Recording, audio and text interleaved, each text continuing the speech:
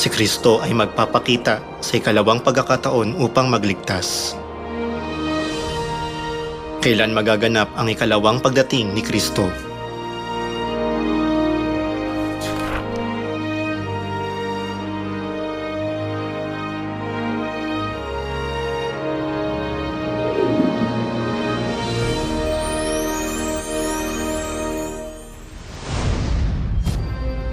Malalaman natin kung kailan darating si Kristo kung pag-aaralan natin ang talinghaga ng puno ng igos. Kaya pag-aralan ninyo mula sa puno ng igos ang kanyang talinghaga. Kapag malambot na ang sanga nito at umuusbong na ang mga dahon, alam ninyong siya'y malapit na, nasa mga pintuan na. Ano ang realidad ng puno ng igos na nagpapakita ng pagdating ni Kristo? Ang puno ng igos ay kumakatawan sa Israel.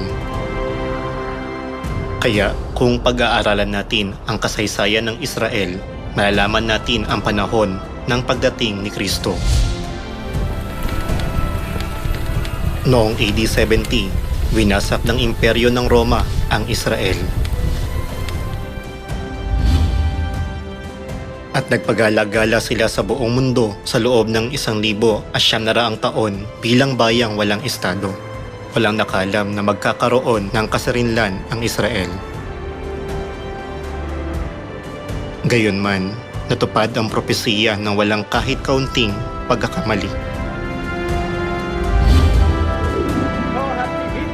Alinsunod sa propesiya, nauusbong ang mga dahon ng puno ng igos. Himalang nagkaroon ng kasarinlan ang Israel noong 1948. Ang kasarinlan ng Israel ay isang palatandaan para ipaalam sa buong mundo na si Kristo ay muling dumating sa lupang ito.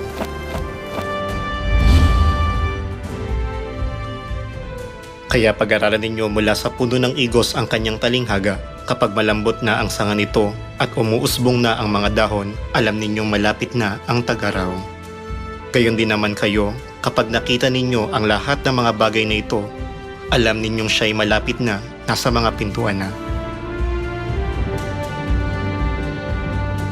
Si Kristo Ansanghong ay umupo sa trono ni David noong 1948 kung kailan nagkaroon ng kasarinlan ng Israel alinsunod sa propesiya ng puno ng igos. Siya ang Kristo na muling dumating sa lupang ito.